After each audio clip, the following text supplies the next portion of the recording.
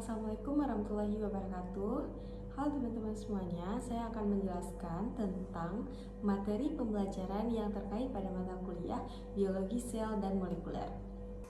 Untuk judul yang akan saya jelaskan yaitu sintesis protein. Nah, apa sih yang dimaksud dengan sintesis protein itu? Sintesis protein itu adalah proses pembentukan molekul protein dengan melibatkan sintesis asam amino yang terjadi di dalam nukleus dan ribosom sel yang diatur oleh DNA dan RNA. Nah, proses ini melibatkan 3 tahapan utama, yaitu yang pertama replikasi DNA, yang kedua transkripsi, dan yang terakhir yaitu translasi. Jadi yang pertama itu ada replikasi DNA. Replikasi DNA itu apa sih? Jadi replikasi DNA itu yang pertama adalah proses penggandaan DNA yang terjadi dalam sel. Proses ini terjadi sebelum pembelahan sel dan terdapat 5 tahap pada replikasi DNA. Nah, tahap pertamanya adalah identifikasi lokasi awal replikasi DNA. Lokasi biasanya terjadi pada tempat yang memiliki banyak untaian basa timin atau T dan basa adenin atau A. Ketika sudah mendapatkan lokasi, maka protein akan langsung berkaitan dengan DNA dan mulailah proses replikasi rantai DNA. Tahap kedua adalah penguraian DNA rantai ganda ke DNA rantai tunggal. Caranya adalah dengan proses katalis yang dilakukan oleh enzim helikase. Pertama-tama, rantai pada DNA heliks ganda akan mulai terpisah, kemudian membentuk cetakan awal untuk proses replikasi. Setelah itu, tahap ketiga adalah membentuk garpu replikasi. Tugas ini diberikan kepada enzim helikase yang akan melakukan pembukaan rantai DNA induk. Kemudian, masing-masing rantai akan terpisah dan dihalangi oleh SSBB agar tidak bersatu kembali.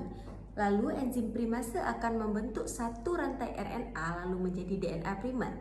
Setelah itu, enzim DNA polimerase akan melakukan sintesis protein pada rantai DNA baru di bagian induk DNA.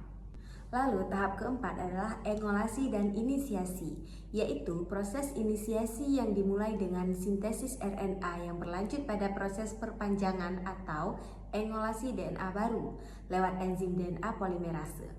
Yang kelima, tahap akhir adalah pembentukan gelembung replikasi serta menyatukan DNA baru. Adapun proses akhir disebut dengan penyatuan DNA tunggal menjadi DNA ganda. Nah, tahap kedua dari sintesis protein adalah transkripsi, yaitu proses penyalinan DNA menjadi RNA. Adapun proses transkripsi itu adalah yang pertama, inisiasi transkripsi, yang kedua, elongasi RNA, dan yang ketiga, terminasi transkripsi. Yang pertama adalah inisiasi transkripsi, di mana proses dimulai ketika enzim RNA polimerase mengikatkan diri pada DNA yang menurut promotor. Promotor adalah tanda bagi RNA polimerase untuk memulai sintesis RNA. Kedua adalah elongasi RNA. Setelah dari proses tadi, enzim ini mulai membacakan untaian cetakan DNA dan mulai menyusun RNA menggunakan nukleotida RNA yaitu adenin, urasil, guanin, dan sitosin. Yang ketiga adalah terminasi transkripsi. Pada saat ini, RNA polimerase akan melepaskan RNA yang telah disintesis dan melepaskan dirinya dari DNA. Nah, tahap ketiga dari sintesis protein adalah translasi, yaitu proses pembentukan protein dari mRNA dengan bantuan ribosom dan tRNA. Tahap utama dari translasi itu ada 3. Yang pertama, inisiasi, yang kedua, elongasi, yang ketiga, terminasi. Yang pertama, inisiasi. Pada tahap ini, komponen untuk memulai translasi berkumpul pada kodon start, ribosom, mRNA, tRNA, inisiator pembawa asam amino. Tahap kedua, elongasi. Pada tahap ini, rantai polipeptida dipanjangkan dengan penambahan asam amino sesuai urutan kodon. Yang ketiga, terminasi.